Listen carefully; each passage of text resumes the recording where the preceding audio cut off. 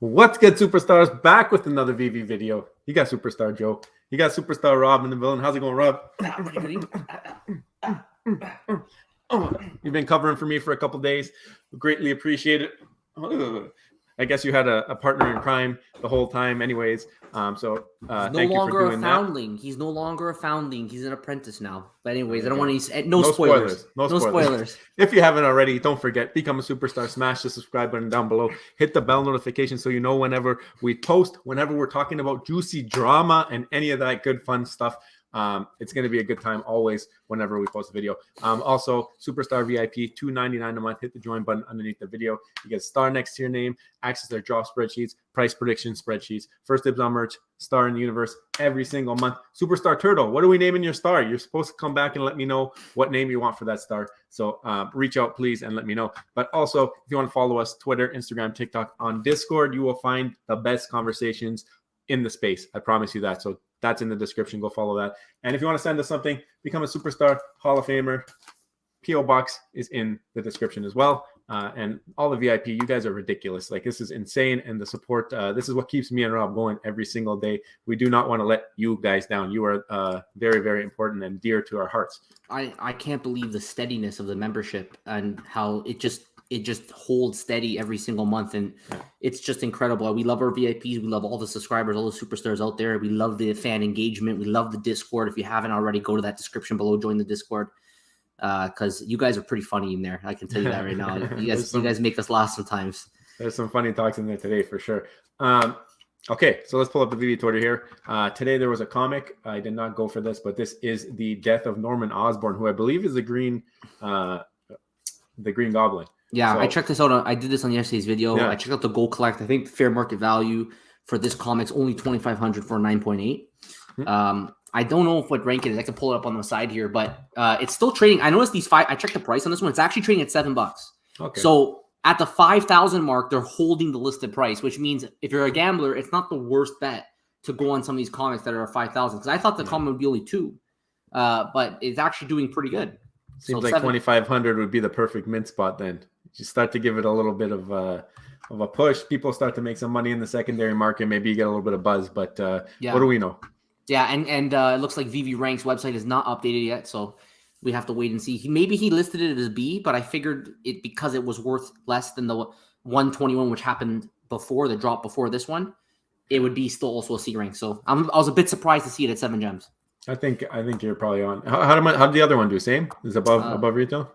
I'll tell you right now. Actually. While you look into that, we're getting the Stamp Earth Day. I know you talked about it yesterday, but when we got the Medium article, well, not Medium anymore, the VV blog, and it is a blind box. So there are two. I think there's 2 variants. One is just the stamp, which is the rare, $6, 5,555 editions, and then we have this sheet, which is Earth Day sheet, and there's 2 rows of it. It also has like USPS's logo on the front. I'm not sure if the other ones did that before, but this is the Earth Day booklet, and there's only 555 of these, and still that 6 gem price. But I guess for this set, you're going to need both. Yeah, and just so you know, so the 121, which is the death of Gwen Stacy, is trading for 8 gems, and this one is the death of Norman Osborn. There, that's trading for 7 gems. So it makes sense, I think, because it's an old 1960 comic. Yeah. And because it's Spider-Man, I think people are willing to pay a premium for it. So that's something to note for the future. Yep. The Platinum Moments update. We got Donald Duck at 151, Minnie Mouse at 172, Dumbo at 185, and Mickey Mouse at 210. These are the posters that if you trade in your potion, so not quite at 1,000 yet redeemed. So kind of interesting. Yeah, the uncapping, I'm still very interested. We're not there yet. It is April 20th. This was supposed to be the official VVverse last day because it was mid-April, right, from Q1. So hashtag soon. So we'll continue to watch that. But specifically for the uncapping, April 26th is the last day that you can uncap. So we're expecting a surge of these on that last day, and then we'll actually see how truly scarce. And right now it's looking like these are probably going to be very scarce collectibles, that Disney collectibles that are hard to find these low mint numbers. So if you have the ability to do an uncapping, you may want to consider doing it with the numbers the way they are right now. Yep. All right. And then we also got another drop coming. This is coming on Sunday. It is another DC drop. So we haven't had one of these in a while. It is Batman Black and White series number 7. And we got a weird looking Joker over here. The artist is the legendary Frank Miller. So what I did is it says that there's 2 collectibles. A little bit of speculation on the collectibles that we'll get, but I think you're going to get this guy here. Okay. The black and white armored. That one looks pretty funny. But I think a lot of people will like it. And then we also have this one here with the chain. I don't know if you can see that. Yeah. There's a chain with like the bat slinger there, or whatever you call it. I forget. But I think it's going to be a Batman. If not, here's the Joker that we were talking about. And it just looks like a bunch of Batmans and then a Joker. So if there's another one that I'm missing here that I'm not quickly seeing, you guys will let me know. But I'm banking on one of those 2 Batmans, and I'm hoping it's this one. It kind of looks like that Frank Kozik thing that dropped. Yeah, I mean, the black and white series on VV now is just classic. I think anytime you have a black and white series, you're gonna generate a little bit more hype for the drop than anything else on the app. So that's gonna be. I don't know the mint numbers yet, but probably I think it's gonna do well just because I wonder the black if they'll and white. adjust for these. I mean, they never were really crazy with the super ultra rare ones. Like those were like 1750 even from the beginning, right? So yeah, exactly. I wonder what they're gonna do. Yeah. All right. Our Twitter. I know you had an advertisement to say. I think you forgot yesterday. Yeah. If I did not retweet this, I was going to forget it again today. But we got our good friend Sunday Buckets here with a number 50 R2D2. Talk about a grail here. Like, I think that in the future, these Star Wars classics are going to do extremely well. And it's a number 52 digit on top of that. So if you are in the market and you are willing to buy in this market, and because right now it's tough to sell things, but sometimes low mint numbers like this are highly they're specialized, they're hard to find. So if you are into that, maybe you're collecting a full number 50 set, you can always pick this up and do our good friend Superstar Sunday Buckets maybe a favor on this. You know what? For a double digit, and it's not just a normal double digit, it's number 50. Like that's a clean mint. Yeah. It's only 2.5 times the floor. So to be in the sub 100, I mean that's a very low multiple of the floor, which is kind of crazy. Yeah, there you go. We got Dr. Strange here. He was talking about the comics. I just wanted to tweet this out so people can go and check him out and check out his YouTube shorts because he always does a stack-in or slack-in, lets you know his thoughts. He's very avid in the comic book collecting industry. And if you didn't know, he also hosted the first ever Superstar Money interview along with Big J, I think it was, right? Or whatever. Yeah. But Big collectibles. So, I mean, it was a fun time. He introduced us to the space, let us know a lot about it, and we had a great conversation. Very knowledgeable guy. Yeah, I think he interviewed us maybe like 2 weeks into us doing YouTube. Yeah. And very low. I think the video doesn't have that many views. It's a very low number video. I mean, it is a long interview. Back then, we had no idea the journey that we're going to be on now. Yeah. But yeah, if you ever want to go check it out, you can check out the Superstar Money on Big Collectibles, and it was a pretty fun one. Definitely a fun one that we did with them. Yep. Okay, I put out this tweet. I was very curious, actually. I wanted to see what the VV fam was waiting for the most. This was going to be actually probably the title of the video today, but got overshadowed. So basically, out of everything that has not been rolled out, that has been promised, MCP, OUP, VVverse, and trading or transfers. Which one did you guys want to see the most? And it looks like Mr. Puddin Cheeks has a lot of work to do because I'm surprised. Like I'm followers, shocked by this. We do not talk a lot of OMI on this channel. No. And this is our followers on Twitter. And 37.5% of the people want the OUP fully rolled out. I think that what that tells you is that there's still a lot of OMI investors around. Yeah. I think a lot of the people who are still sticking around are probably OMI investors. They come from a crypto background. They put in a lot of money into OMI. And they're desperate. They're so desperate for something that the OMI token could do from the original promises. And we now know from yesterday's video that like 99% of all OMI token holders are in the red. You're literally pretty much statistically almost for sure, if you're watching this video and you own OMI, you're probably losing money unless you were one of the very, very first people on the app, which is likely. There's going to be one or two of you that maybe were in that first group of people that bought it like 0.00003. But for the rest of us, if you bought OMI at any time after like February of 2021, you are now going to be probably losing money. Maybe you flipped your way somewhere here and there, but we're in dark times for the OMI token, and people are desperate for something, which is probably why the OUP was the winner there. I thought for sure VVverse was going to be the winner. Yeah, that's what I thought. I thought it would be VVverse. I mean, but it's just crazy because like realistically, VV could last without OMI. It doesn't need it. Like it can run, it could do its own thing, not be tied to any, not even be tied to a blockchain, because realistically, the whole point of having the blockchain is to say that you own the collectible. But really, we all know that self-custody has been an issue with Veve. So this whole thing could be happening somewhere else. Veve, they have no choice at this point. The way they sold this project, when the Veveverse comes, they better have OMI involved big time on that. I mean, if they want to do dual and have OMI and OUP, sorry, I take that back. OMI and let's say gems or USD, that's okay. But the way they sold this project, they have to have OMI involved in that Veveverse in some capacity. Or at that point, you really did take all those OMI investors and really turn them the wrong way. You cannot give up on OMI despite the capability of the app being able to be self-sufficient without it. This poll here proves it. This shows you that there's a big percentage of the people, at least who follow us, who are invested in OMI and believe in OMI. So you can't pull the rug from them, and you can't pull the shade over their eyes. You need to keep the OMI token in the project, or else you're going to lose a big chunk of your people, it looks like. Yeah, it looks like it, yep. Happy Veveverse Day. Happy Veveverse Day. Mid-April has come to an end, and we do not have the Veveverse.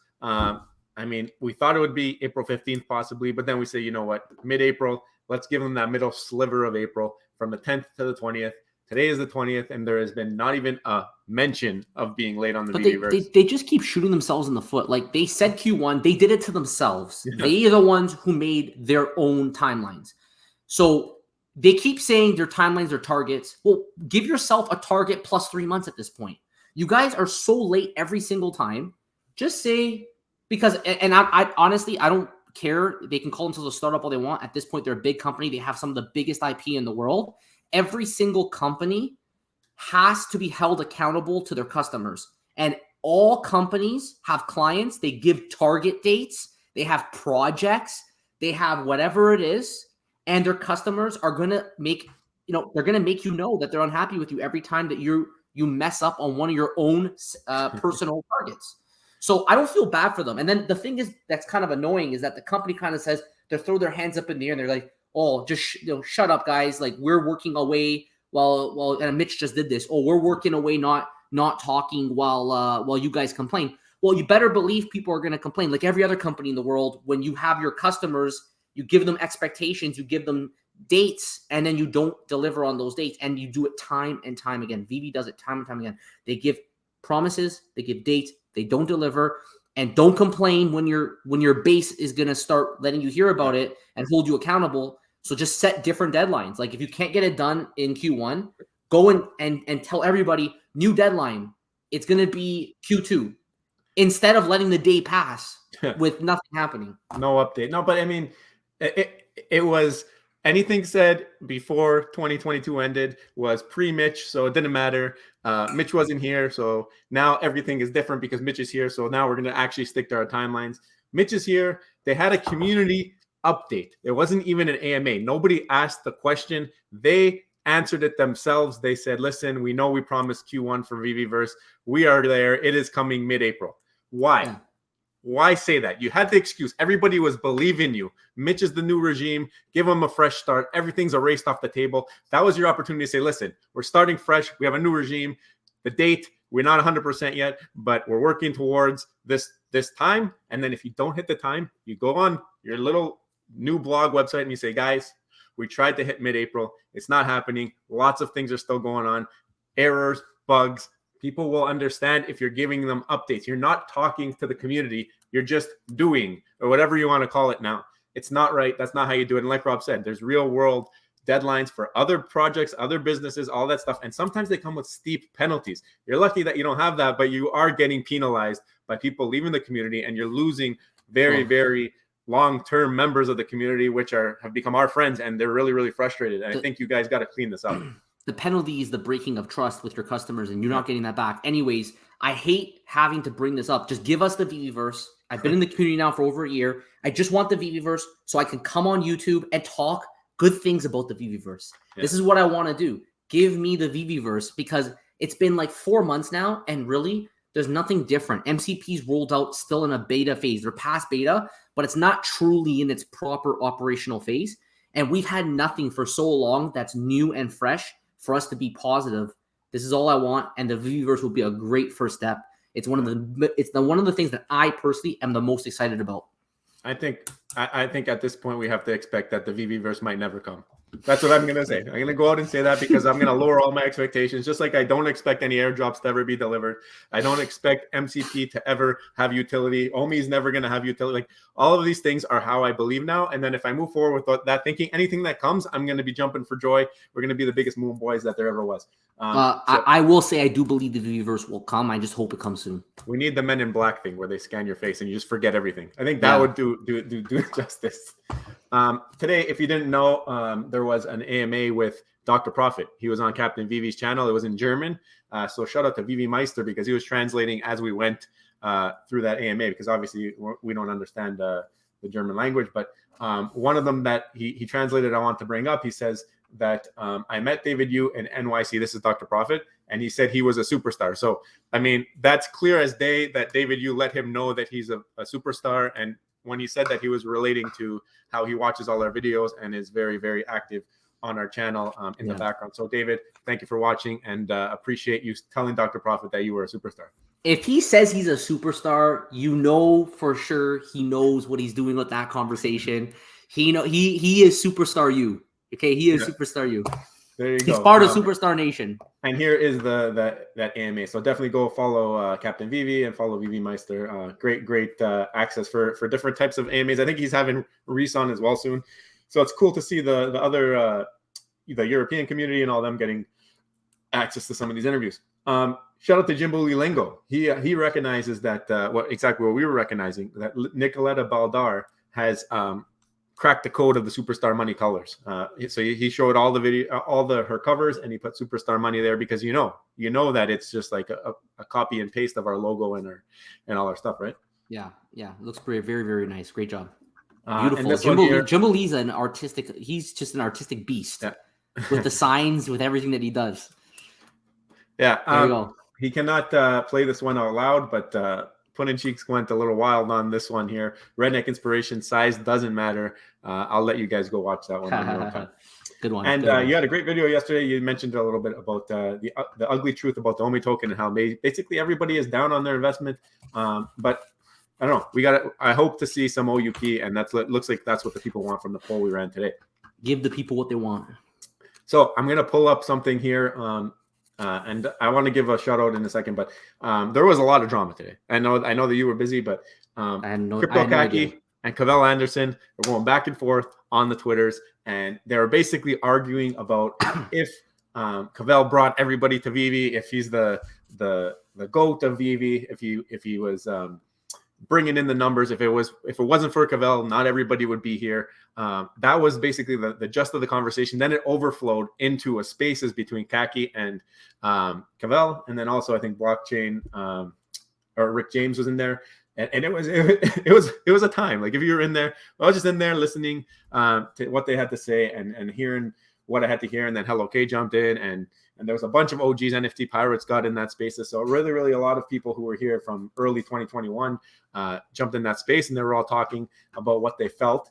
So again, shout out to Cavell. He's been on the channel. He's a friend of the channel. And this guy puts in work. So let me start with my opinion a little bit. I'll let you get into it as well. But I wanted to just touch on it a little bit.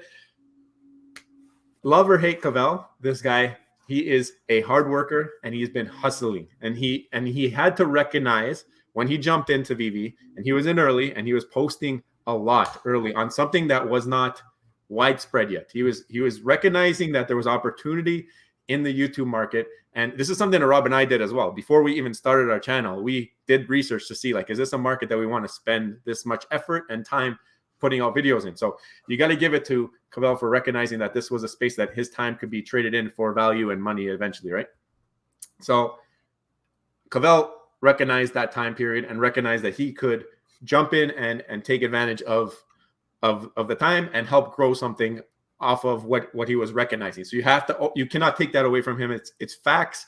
And he was posting multiple times a day. Like we post daily. This guy was posting multiple times a day about all topics, clickbaiting crap out of all of you guys, us included. Everybody was getting clickbaited by Cavell.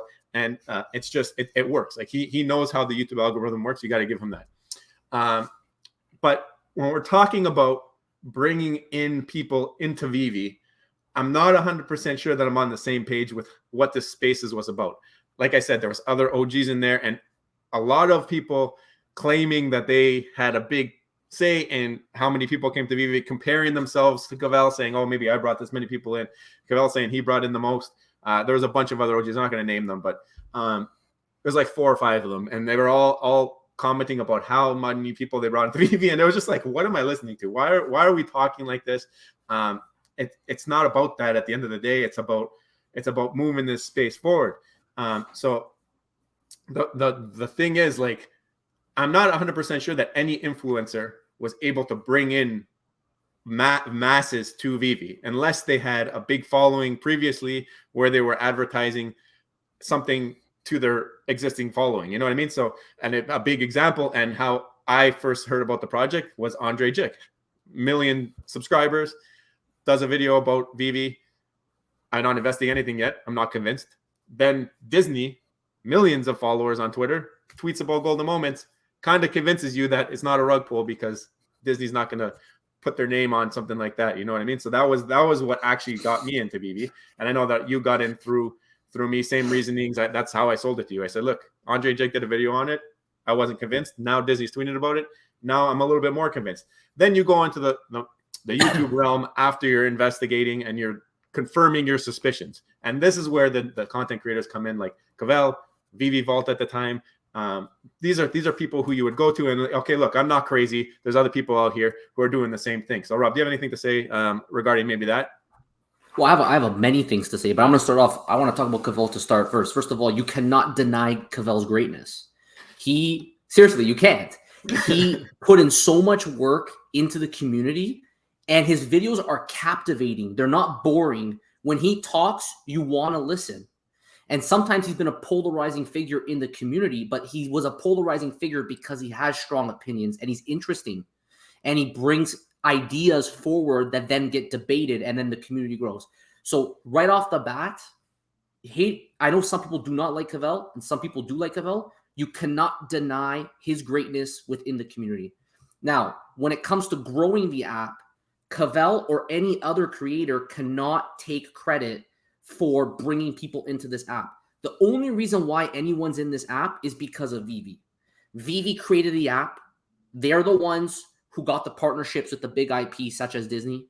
And they're the only reason why any of us are here and able to talk about it. No one could take credit for bringing people into the app. We are nobodies. We are YouTubers. We are people in the community. We're fans. We don't bring people into this community. We're not like these big ticket item guys that are just bringing thousands of people for this app. Andre Jick is an exception. He had millions of viewers. He has true, powerful influence on bringing people into apps. The rest of us, we don't have that power. But what we do have, it doesn't mean we're not important. We do have the ability to create interest and conversation and create a community around a project. And a strong community really does help a project thrive. That ability to help it thrive comes into probably the most importance right now in a bear market, when you have no users really coming into the app, very few, but you have the community holding strong.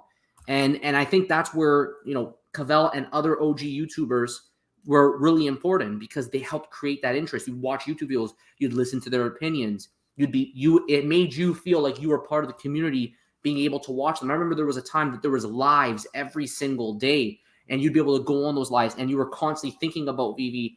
So in that way, they were extremely important. So I don't want to take away from the importance of all the YouTubers.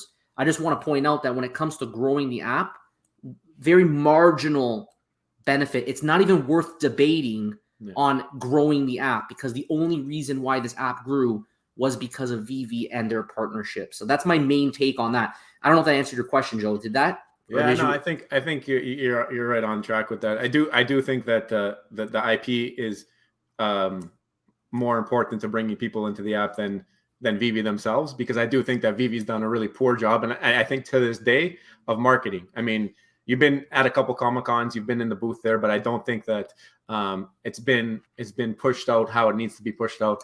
Now we're seeing some Instagram and some Facebook posts, but I mean, it's subpar at best. I mean, we've seen a little bit of of a glimpse of what is possible on another platform that we talk about sometimes, so rare. And it's just like day and night. You see celebrity endorsement from top players in that league. Why can't we have that from top actors who play these roles? Why can't we be reaching out to more Andre Jicks? Like, just even if it's not Andre, like, I don't care if it's a YouTuber. I'm just saying, get the name into people's mouths, into fandoms. We had Danny Boy on the channel the other day, and he was mentioning the same thing. Get the name into the fandoms. Go and talk to Thor fans when you're releasing a Thor collectible. Why is the Hulk not selling out? Like, that's ridiculous. The Hulk FA collectible should be sold out instantly. Like, you shouldn't even had a chance at that, especially with the number that they put out there. That the Hulk fandom should have known, every single Hulk fandom person should have known that this was coming out and should have understood that it's carbon neutral. So they should understand the benefits. They should understand potential utility. The Veve is coming. Like, this all should have already been sent into those fandoms and told. So Veve has not been doing that. And that's another part where the YouTubers have come into play. And like you mentioned, we're small fries. I mean, Cavell was a bigger one. Veve was a bigger one at the time.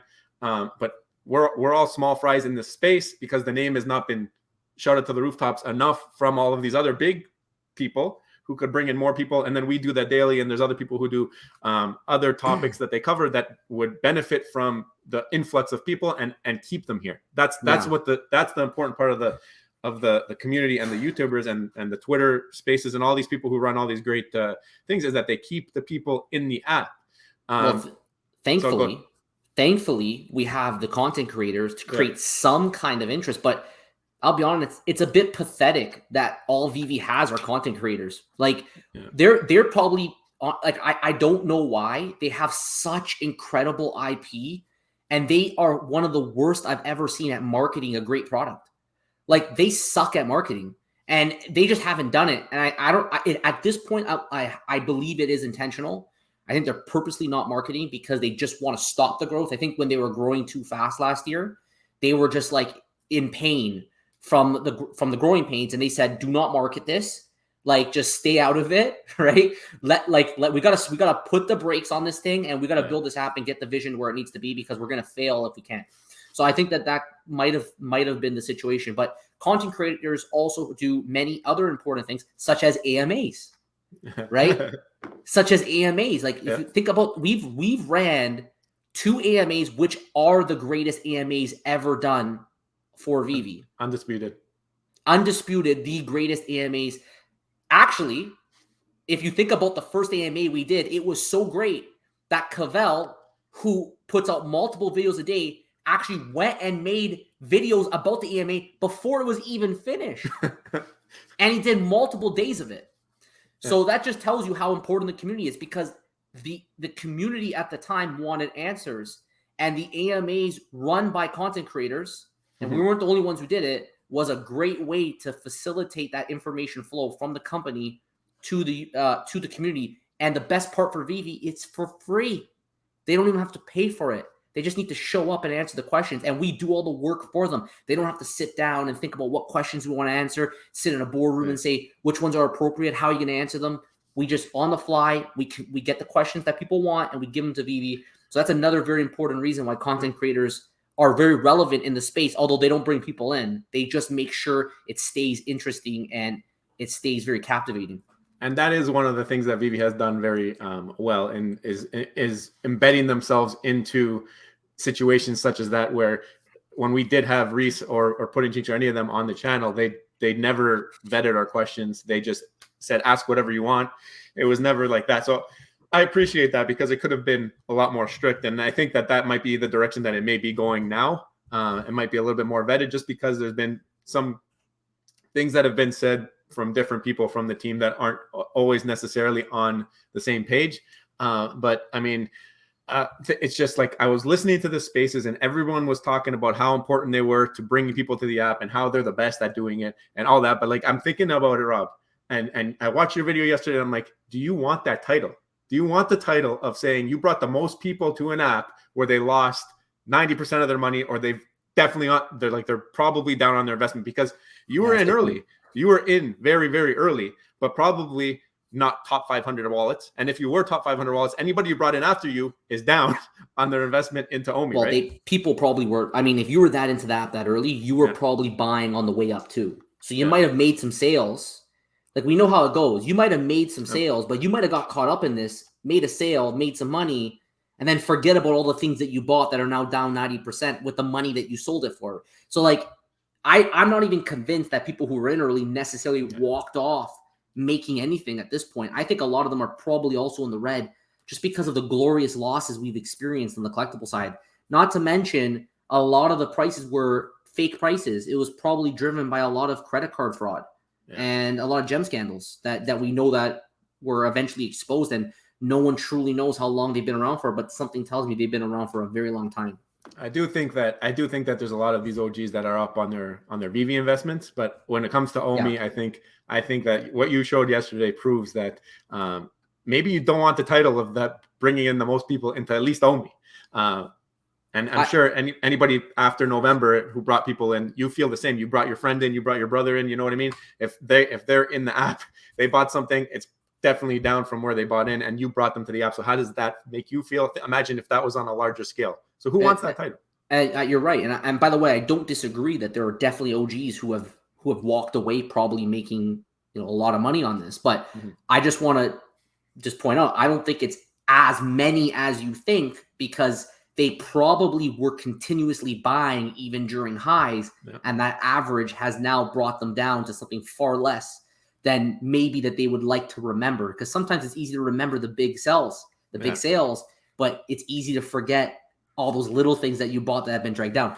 Also, I want to point out one more thing. Again, speaking about content creators, when we were at DCon, we had a lot of people actually thank us. And a lot of them said that one of the first videos that they saw was our infamous video, your Veve collectibles are all going to zero, not clickbait, because we don't clickbait. And March 19th, 2022, very early into the beginnings of this, like very, very early to the beginnings of this drop. At this point, the market already started dropping, and we started realizing there were a lot of problems with this thing. And a lot of people thanked us because, and this is not financial advice, but it made some users actually consider what was going on in the background, and then they sold. And I don't know what they did with the money afterwards, but we had a lot of people say, you know what, we watched that video, made me think a little bit of a different perspective, because everyone else was going, you better put in all your money. Go take out mortgages on your house. You know it's true. Take out mortgages on your house to go buy this stuff. And we were saying, well, actually, it's probably going to zero. So, this is an example where content creators may take someone who, in both ways, it could be sometimes for the negative and sometimes for the positive. It's never financial advice, but sometimes it makes you see both sides of a story. And then you have to maybe think a little bit harder than you previously did and make a decision based on your own personal situation, your own financial situation. But it just makes you think a little bit harder about what you're doing. And that's where content creators come in. But growing the app, not really. Yeah. I mean, it's going to come down to what Veve does. And to be having this discussion on Spaces, on Twitter, all this stuff about who's the best, who brought the most people to Veve, who helped grow Veve the most. I mean, comparing yourself to Michael Jordan of Veve. I thought that was a funny one, Cavell. But I mean, Michael Jordan, he played through the flu game, right? He played through the flu game, and he went through the other side and saw it through to the championships, right? So, I mean, to be Michael Jordan, you got to stick through it, and you got to watch it go to the end. You call it from the beginning, and you stick to it to the end. I mean, I understand that a lot of things are out of the control, but I mean, until this thing is what it could be, I feel like who wants to be the one that brought people to Veve unless it's promising, unless they're delivering on what they promise, right? Yeah. Yeah, again, I mean, Cavell's still around, and I think many of the OGs are kind of around, but their influence in the space has really kind of disappeared. They're so hard to find content now, to find good videos on Veve. I mean, a lot of it has to do with the fact that it's kind of boring. Like, there's really nothing new to talk about. And I'm sure that when there's something new to talk about, we'll start seeing more content creators come back and do some more videos. Cavell's still been around, though, although he's taken a little bit of a turn in terms of more criticisms of the company, which are warranted and well-deserved in many cases. I mean, we always like to talk about both sides. Nothing's ever perfect. And when it comes to growing, unfortunately, sometimes people like to talk about the negative things. It is a bear market. We're in a bear market, so it's much easier to talk about the negative things. A Veve bear market. Than it is to talk about positive things. It's just how it goes. Yeah. So I think the moral here is that content creators are important. And the second thing is that in the end, growth will only come through Veve delivering, and none of us really have any power to change that. So guys, we would love to hear your opinion. What are your thoughts? And let us know below. We'd love to hear it. These days has been very difficult for us to keep up with commenting and responding to every comment, but we still want you to comment below because we do see them and we read them. We just don't have the time to respond to all of them. So we want to know your thoughts. Let us know below what you think about today's video. It's a very long video, one of our longest, 35 minutes we got going on right here. Do you think that content creators brought people into the space? Were you brought in by a content creator? What brought you in? Did you just see a random video on YouTube and then you started using Veve? Or was there something else that influenced you? Let us know below, and let us know anything else that triggered you in this video that you want to talk about. You can share it below and we'll love to talk. And always be respectful. Be respectful to each other, even if you don't agree with what the person's saying below. Guys, if you haven't already, don't forget, become a superstar, smash the subscribe button, join the Superstar fam, hit the bell notification button to get every single video, every single day. Also, Superstar VIP, thank you to our members, $2.99 a month. Get their star, not only beside your name, but you can maybe get a star in the universe named after you, like Superstar Turtle. You can also get advertising if you did an advertisement today for Sunday Buckets. And access to our spreadsheets. Guys, thank you all so much. We appreciate your support. Take care, and we'll see you next one. Bye-bye. Love you. Bye.